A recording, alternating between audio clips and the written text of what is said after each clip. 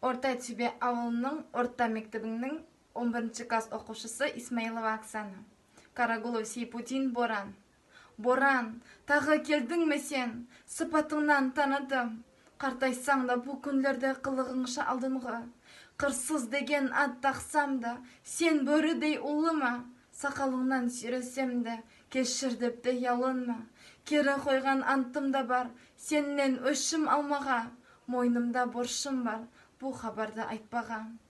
Есіңде ме? 42-ші ел. Орта Төбе авылға Жамал деген яс әскерден келді хат досына. Иран деген патшалықтан Сталинградқа барамыз. Арасында тоқтаяқпыз Махач атлы қалада. 3 ай яшап, 3 ел көрмей, сағынған ян ярына. Көріспеген ниетленіп, сүйген жүрек талпынды. Ақ даңғылға сіңіп кетті. Ялғыз шана, ялғыз ат. Ақ даңғылға сүйім кетті. Енді бірді қайтпасқа. А сен боран, намарт боран, сен сүйімді аңладың. Эм аңсыздан келіп етіп, йолов шыға атылдың. 3 күн, 3 түн сен құтырдың, ерді көкті биледің. Мұрадыңа еткеннен соң, қашып кетіп құтылдың. Күн ашылды, күннің көзі ақ дүнияды айланды. Күртік басқан ел үстінде көрді ялғыз шанады. Күртік шана, сол шанада яс келіншек ұйқылайды. Қалай ұспайы ярасық деп күннің көзі соқланды. Бірден көрді кірпігінде бұзлап қалған көз ясты. Сәулесіне сәуле қосып, астақырын ірітті.